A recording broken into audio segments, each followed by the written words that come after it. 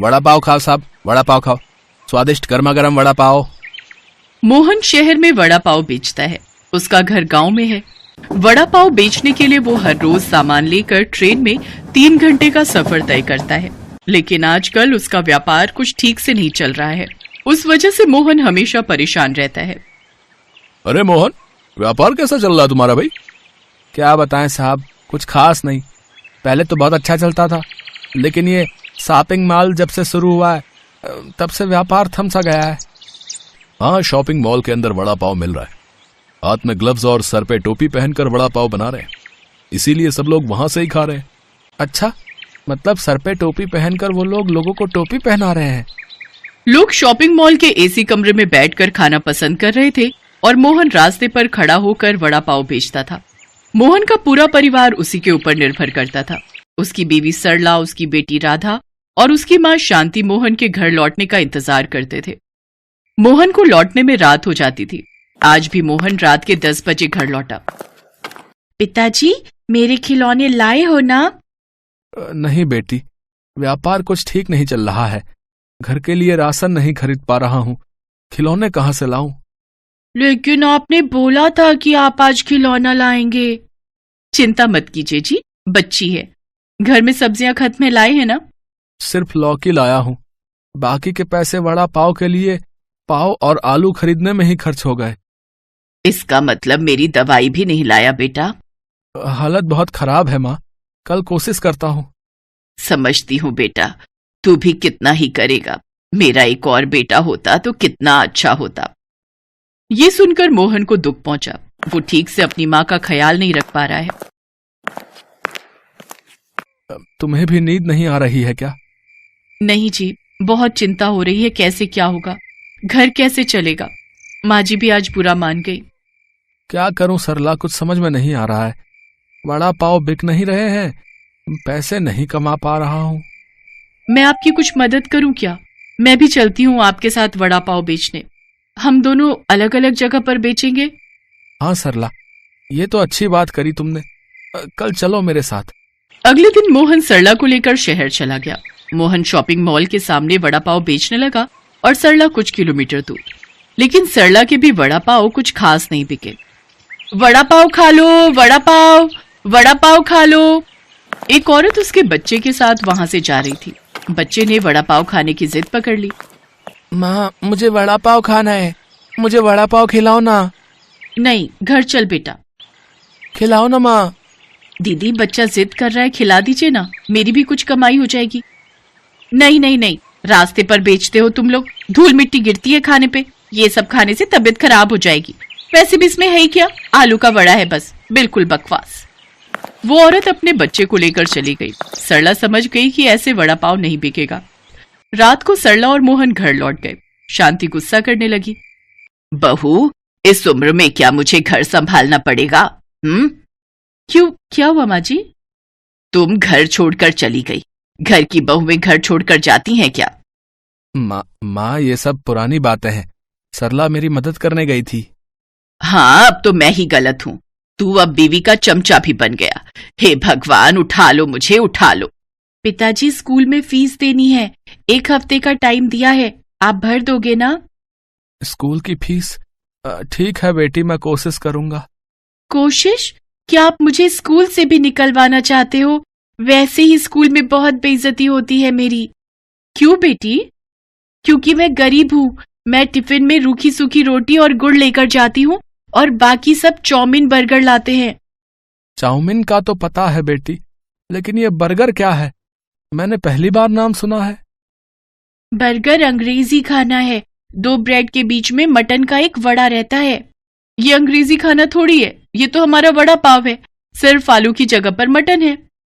ये सुनते ही मोहन को एक आइडिया आया। उसने कहा, बेटी, तू मुझे दिखा सकती है क्या बर्गर कैसे बनती है? हाँ पिताजी, ये देखिए।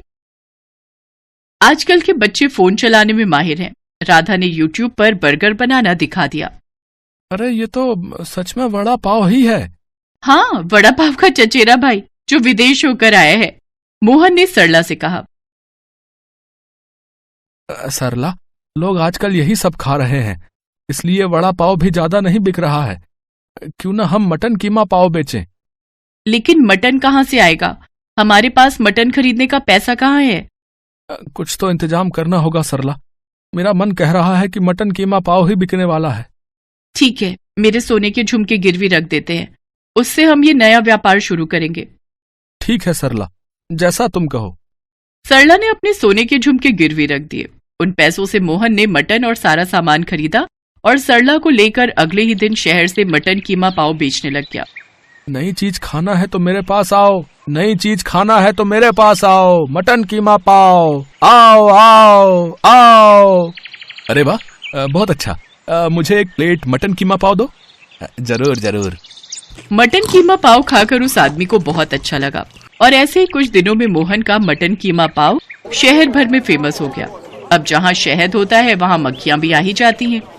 थोड़ा सा फेमस होते ही मोहन के ठेले पर यूट्यूब फूड ब्लॉगर भी आने लगे।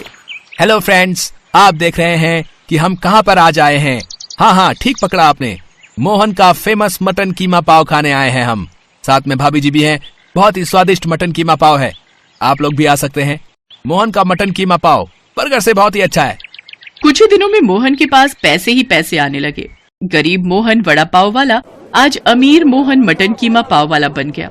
उसने बड़ा घर बना लिया।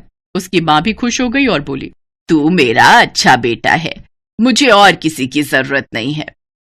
पैसा हो तो क्या कुछ नहीं हो सकता। मोहन ने बड़ा घर बना लिया और मटन कीमा पाव बेचकर खुशी खुशी जिंदगी बिताने लगा। महेश अपने परिवार के साथ एक छोटे से गांव में रहता था। उसके परिवार में उसकी पत्नी रीना और 2 बच्चे थे। महेश अंडे सप्लाई करने का काम करता था। स्वभाव का बहुत ही गुस्सैल और थोड़ा मक्कार किस्म का आदमी था। रीना उसके स्वभाव से बहुत ही परेशान थी। बच्चे भी अपने माता पिता के आने के बाद डरे सहमे से बैठे रहते। ये क्या बनाया है खाने में है? जब देखो रोज दाल बना के रख देती है। जितने पैसे तुम घर में देते हो उससे सिर्फ दाल ही आ सकती है। सब्जी पता है कितनी महंगी है? मुझे नहीं खानी दाल वाल, मेरे लिए ऑमलेट बना के लाओ। रीना बहस करना सही नहीं समझती और रसोई में जाकर ऑमलेट बना लाती है। फिर बच्चों के लिए भी ऑमलेट बना देती है। माँ, तुमसे अच्छा ऑमलेट कोई नहीं बना सकता। सच में माँ, तुम्हारे जैसा कोई ऑमलेट नहीं बना सकता। कितना टेस्टी होता है। बस बस, इतना सर पर चढ़ाने की जरूरत नहीं है अपनी माँ को। रीना जो कुछ भी करती है महेश को कभी भी पसंद नहीं आता। छोटी छोटी बातों को लेकर वो रीना से लड़ाई करता रहता। एक दिन दोपहर को बच्चे अभी स्कूल से आए ही थे कि एक आदमी रीना के पास भागा भागा आता है। भाभी, महेश दुकान से पैसे चुरा कर भाग गया है और उसने मालिक से कर्जा भी लिया हुआ है। ये तुम क्या कह रहे हो भैया? मुझे तो इस बारे में कुछ भी नहीं पता। और कर्जा किसके लिए? हमें तो कर्जे की कभी जरूरत ही नहीं पड़ी। मैं तो बस आपको बताने चला आया। अभी थोड़ी देर में यहाँ पर पुलिस भी आएगी पूछताछ के लिए। हे भगवान, ये क्या हो गया? मुझे तो कुछ भी नहीं पता। मैं क्या बोलूंगी? उस आदमी ने तो मुझे कभी कुछ बताया ही नहीं। थोड़ी देर में वहां पर पुलिस पहुंच जाती है। वो रीना और बच्चों से पूछताछ करती है, लेकिन पुलिस जान जाती है कि इन लोगों को कुछ भी नहीं पता। इसलिए वो ये बोलकर चले जाते हैं कि अगर वो घर आए तो हमें इत्तला कर देना। पुलिस के जाने के बाद रीना सर पकड़कर बैठ जाती है। दोनों बच्चे आकर उसके आसपास बैठकर दिलासा देने लगते हैं। माँ, तू क्यों परेशान होती है? तेरे को पता ही था ना कि बाबा कैसे थे। हम है ना माँ, सब मिलकर कर लेंगे। रोते रोते रीना अपने बच्चों को गले से लगा लेती है। अब उसे सामने आगे का समय बिल्कुल अंधकार में दिख रहा था। वो तो पढ़ी लिखी भी नहीं थी कि कहीं नौकरी कर लेती। क्या काम करेगी ये भी वो नहीं सोच पा रही थी। अभी तो वो उस दुख से उबर भी नहीं पाई थी कि महेश धोखा देकर चला गया है। 2-4 दिन इसी तरह निकल जाते हैं। मरता क्या न करता। आखिर में रीना को घर से काम के लिए निकलना ही पड़ा, पर उसे समझ में नहीं आ रहा था कि वो आखिर करे तो क्या करे। शाम के समय वो दोनों बच्चों के साथ बैठी होती है कि तभी, माँ, बहुत तेज भूख लगी है तो हमारे लिए ऑमलेट बना दे, हम उसी के साथ रोटी खा लेंगे। तभी रीना को एक आइडिया आ जाता है। वो जल्दी से बच्चों के लिए खाना बनाकर लाती है और ऑमलेट बनाने का सामान लेकर आती है। अगले दिन सुबह बच्चों के स्कूल जाने के बाद रीना सारा सामान और अंडे की 2 ट्रे और 2 ब्रेड के पैकेट लेकर बाजार में अपनी एक छोटी सी दुकान लगा लेती है। वो पहली बार इस तरह का काम कर रही थी जिसकी घबराहट उसके चेहरे पर भी दिखाई दे रही थी। तभी 2 अंडे का ऑमलेट बना दो, जरा तीखा बनाना और 2 ब्रेड लगा देना, ठीक है? हाँ जी, अभी लीजिए मैं बनाती हूँ। रीना फटाफट तवा गर्म करती है और उसके ऊपर ऑमलेट बनाने लगती है। ऑमलेट बनाकर घर की चटनी के साथ उस आदमी को ऑमलेट खाने को देती है। अरे वाह, है? मैंने इतनी जगह आमलेट खाया, लेकिन इतना टेस्टी आमलेट है मैंने आज तक नहीं खाया भाई, है? और चटनी ने तो 4 चांद लगा दिए भाई। कमाल का आमलेट बनाती हैं आप। हाँ, कमाल का। रीना उसे धन्यवाद बोलती है। तभी एक और आदमी अपने बेटे के साथ आता है। 2 प्लेट ऑमलेट बना दो, एक में तीखा कम रखना, ठीक है? ऑमलेट खाने के बाद वो आदमी भी ऑमलेट की बड़ी तारीफ करता है। भाई मैंने तो आज तक इतना परफेक्ट ऑमलेट नहीं खाया है। मिर्च मसाले का तो इतना परफेक्ट बैलेंस है कि वाह भाई वाह, मजा ही आ गया। ये सुनकर रीना के अंदर थोड़ा सा आत्मविश्वास जागता है। शाम तक रीना काफी सारे ऑमलेट बेचकर घर आती है। बच्चे घर पर उसका इंतजार कर रहे होते हैं। अपनी माँ को पहली बार काम से आता हुआ देखकर वो दोनों भागकर अपनी माँ के लिए पानी और चाय बना लाते हैं। माँ तो कितनी अच्छी है, तुझे हमारी कितनी फिक्र है। बाबा ने एक बार भी हम लोगों के बारे में नहीं सोचा और हमें इस हालत में छोड़कर चले गए। बस मेरे बच्चों, पीछे की सारी बातें भूल जाओ और आगे अपना भविष्य देखो। अब हम तीनों को मिलकर अपना आज अच्छा करना है ताकि हमारा भविष्य अच्छा हो सके। माँ, हम भी तेरे साथ शाम को ऑमलेट बनवाने में मदद किया करेंगे। हाँ माँ, हम स्कूल से आकर जल्दी से अपना काम खत्म कर लेंगे और फिर शाम को आपके साथ मदद किया कर। तीनों माँ बेटे बड़े हौसले के साथ अगले दिन से अपना काम और अच्छे से शुरू करते हैं। अब शाम को रीना के पास ग्राहकों की भीड़ लगने लगी। अमित और राहुल ग्राहकों को ऑमलेट सर्व करते थे। अब रीना ऑमलेट ही नहीं बल्कि उबले हुए अंडे और मसाला अंडे, मसाला ऑमलेट, बटर ऑमलेट और अंडा मैगी बनाने लगी। उसके पास अब हर तरह के ग्राहक आते और बच्चों को खासकर अंडा मैगी बहुत पसंद आती है। तीनों माँ बेटा बहुत मेहनत कर रहे थे। देखते ही देखते उनकी दुकान बहुत अच्छी चलने लगती है और आमदनी भी अच्छी होने लगती है। राहुल और अमित सुबह दिल लगाकर पढ़ाई करते और शाम को अपनी माँ की मदद करते हैं। बस माँ, कुछ दिन की बात है, फिर हम लोग अपनी पढ़ाई पूरी कर लेंगे और कहीं ना कहीं अच्छी नौकरी भी करने लगेंगे।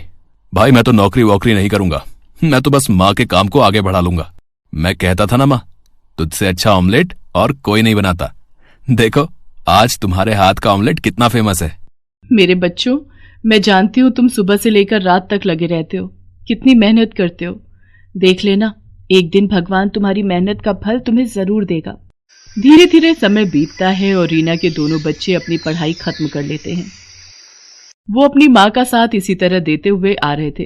राहुल ने तो पहले से ही ठान लिया था कि जैसे ही उसकी पढ़ाई खत्म होगी वो कहीं अपनी छोटी सी दुकान कर लेगा। माँ, क्यों ना हम लोग मिलकर एक दुकान ले लें? तुम्हारे ऑमलेट वैसे भी लोगों को बहुत पसंद आते हैं। बरसात भी आने वाली है, कितनी बार भारी बारिश की वजह से हम लोग रेडी नहीं लगा पाते। ये बात तो तूने 16 आने सच कही है। बरसात में कई दिन हमारे बगैर कमाई के ही निकल जाते हैं। माँ, राहुल ठीक कह रहा है। कल मैं और राहुल जाकर कोई दुकान देखते हैं, वहीं आसपास ही लोगों को पता चले हम लोगों की एक दुकान भी है। मैं जानती हूँ मेरे दोनों बेटे बहुत समझदार हैं। वो जो भी फैसला लेंगे सही लेंगे। अगले दिन दोनों भाई दुकान देख लेते हैं और किराया देने के बाद वो अपनी माँ के साथ वहां पर अपना काम शुरू करते हैं। अब रीना के हाथों का ऑमलेट लोगों को इतना पसंद आने लगा कि लोग दूर दूर से भी वहां पर ऑमलेट खाने आने लगे थे। वहीं पास में बच्चों का एक इंस्टीट्यूट खुल गया। अब बच्चे वहां पर आते और सीधा रीना की दुकान पर बैठ जाते। राहुल अमित आज भी अपनी माँ की मदद करते हैं। आंटी, अपने हाथ का सबसे तीखा वाला ऑमलेट बनाना। मेरे लिए तो अंडे वाली मैगी बना देना। तूने कभी आंटी के हाथ की अंडे वाली मैगी खाई है? सच में मजा आ जाता है, इतनी टेस्टी कि पूछ मत। घर पर कई बार ट्राई किया पर आंटी के हाथों जैसा स्वाद कभी नहीं आया। अब मैं ज्यादा नहीं सोचती और मैगी खाने सीधा यहीं चली आती हूँ। रीना को बच्चों के मुंह से अपने खाने की तारीफ सुनकर बड़ा अच्छा लगता है और वो और भी लगन और प्यार से उन बच्चों के लिए अंडे बनाती है। एक दिन रीना सुबह जब दुकान खोलने आती है तो देखती है कि चारों तरफ अफरा तफरी मची हुई है। लोग अपनी अपनी दुकानों से अपना सामान निकाल रहे हैं। अरे भैया जी, क्या हो रहा है? इतना शोर शराबा और ये लोग बाग अपनी दुकान से सामान क्यों निकाल रहे हैं? अरे बहन जी, आप भी अपनी दुकान का सामान जल्दी निकालो। जिस दुकानदार ने ये दुकान किराए पर दी है, यहाँ की सब दुकानें इल्लीगल हैं। हाँ, जिन्हें सरकारी महकमा के लोग बंद करने आने वाले हैं। ये सुनकर रीना अपना सर पकड़ लेती है कि अभी तो थोड़े से हालात सही होने शुरू हुए थे, अब ये क्या हो गया। वो अपने बेटों को फोन लगाती है और दोनों बेटे अपनी माँ की मदद के लिए आ जाते हैं। अब उन्हें दुकान का किराया दिए हुए 10 ही दिन हुए थे। रीना थोड़ा विचलित हो जाती है। वो लोग जैसे तैसे करके दुकान का सारा सामान निकाल कर बाहर ले आते हैं और सरकारी लोग आकर दुकानों पर ताला लगा देते हैं। पता नहीं भगवान की क्या इच्छा है, जब भी थोड़ा समय अच्छा होने लगता है तभी कोई बड़ी मुसीबत आने लगती है। माँ तो फिक्र क्यों करती है, हम देख लेंगे, कुछ ना कुछ हो जाएगा। रीना अपने दोनों बच्चों के साथ वापस वहीं फुटपाथ से शुरू करती है जहां उसने पहली बार अंडे की रेडी लगाई थी। जैसा कि रीना को डर लग रहा था कि अब क्या होगा, फिर दोबारा से काम कैसे शुरू होगा। फिर ऐसा रीना के साथ कुछ नहीं हुआ। उसके हाथों का स्वाद लोगों को उसके पास खींच ही लाता है। धीरे धीरे 1 साल का समय बीत जाता है। रीना के हालात बहुत ही अच्छे हो जाते हैं। धीरे धीरे उसके पास थोड़ी बहुत जमा पूंजी भी इकट्ठी हो जाती है, जिससे उसका आत्मविश्वास और बढ़ जाता है और वो अपने काम को आगे बढ़ाने का सोचने लगती है। राहुल को अपनी तरह ऑमलेट बनाना सिखा देती है। अब माँ बेटा दोनों मिलकर दोनों अलग अलग जगह पर दुकान लगाते हैं और दोनों जगह की आमदनी से उनके हालात बहुत ही अच्छे हो गए। अमित ने एक अच्छे से ऑफिस में जॉब कर ली। आखिर में एक गरीब अंडे वाली ने अपने आप का और अपने बच्चों का भविष्य बना ही लिया।